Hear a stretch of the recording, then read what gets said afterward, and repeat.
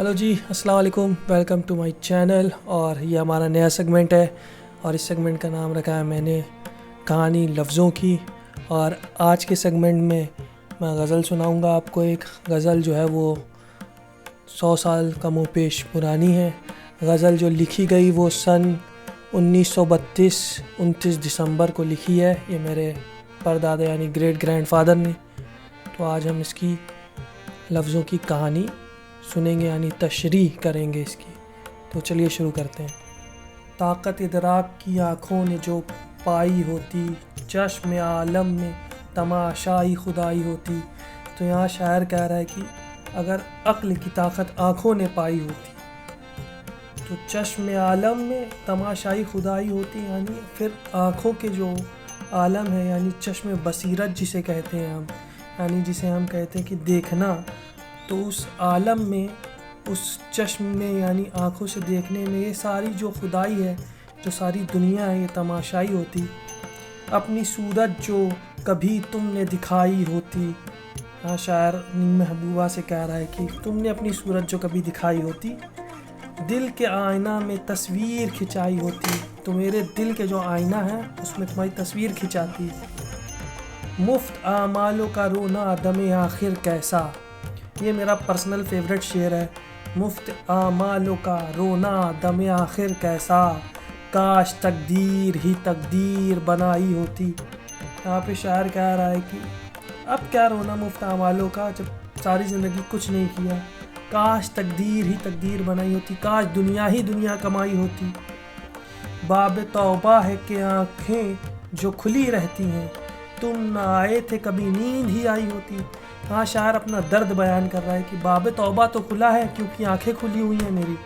बाब तौबा है कि आंखें जो खुली रहती हैं, तुम ना आए थे कभी नींद ही आई होती। यानी तुम नहीं आए, तुम्हारा इंतज़ार करते रह गए, काश नींद ही आ जाती। मेरे आते ही वो तैयार है जाने के लिए, वरना जाहिद को भी थोड़ी सी पिलाई होती। तो यहाँ पर शायर कह रहा है कि मैं आया हूँ और वो तैयार बैठा है इबादत गुजार जाने के लिए। यानी जाहिद को अगर तुम थोड़ी सी पिला देते इबादत गुजार जो है, तो जाता ना ऐसे। दोनों आलम नज़र आ जाते बस एक जुज़ में। बड़ा ही अच्छा मंज़र खींचा है कि दोनों आलम नज़र आ जाते बस एक जुज़ में। क्यों? कोई दवा आशना इस ढप की पिलाई होती। कोई दवा ऐसी पिलाई होती जान पहचान की, जो इससे मुशाबहत रखती, इसके लिए होती। चश्मे नरगिस में हो या दीदे आहू में हया। आपके चश्मे नरगिस, नरगिस एक फूल होता है, ईरान में आम तौर से पाया जाता है। आँखों को फूल से मुशाबहत दी। आपने आँखों को बहुत सुना होगा कि मुशाबहत देते, लेकिन फूलों से मुशाबहत बहुत कम देते हैं शायद। तो चश्मे नरगिस में हो या दीदे आहू में हया, या आपकी आहट जो है उसमें हया हो। लुत्फ़ जब था तेरी आँखों में वो आई होती। हमारे फूल जैसे आँखों का क्या करें, बात तो तब थी जब वो तुम्हारी आँखों में आई होती। उम्र गुजरी हरमो दैर में फिरते फिरते।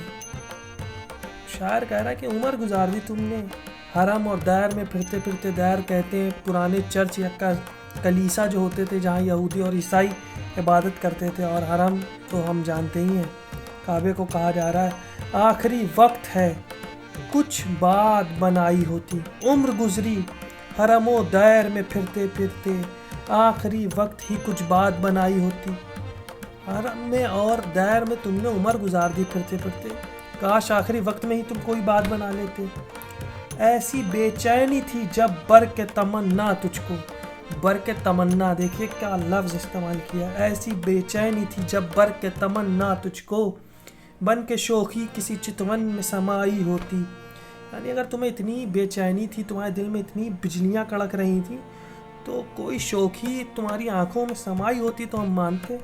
और ये आखिरी शेर इस गज़ल का, उन्होंने अपना पेन नेम मेरे परदादा ने रखा था अदील, इत्तेफाक से, और मेरा नाम आदिल है। दोनों के मतलब कम पेश एक ही होते हैं। उनका नाम जो था वो तो सैयद ज़व्वार हुसैन रिज़वी, और उनका पेन नेम यानी तखल्लुस जो था वो अदील था।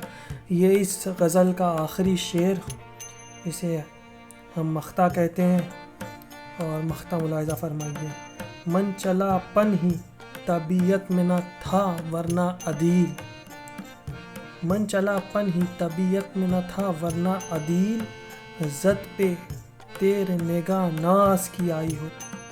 من چلا پن تمہاری طبیعت میں نہیں تھا عدیل، یہاں پہ وہ یہ کہنا چاہ رہے کہ جو من چلا پن ہوتا ہے، شوخی ہوتی ہے، وہ طبیعت ہی میں نہیں تھی، مجاز میں نہیں تھی تمہارے عدیل، ورنہ زد پہ تیرے نگاہ ناز کی آئی ہوتی، ورنہ تیرے زد پہ آ گئی ہوتی ہماری نگاہ ناز۔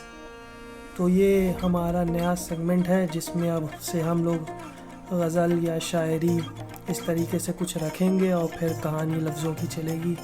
تو ملتے ہیں نیکسٹ ایپیسوڈ میں اس کے، آج کے لیے اتنا ہی، خدا حافظ۔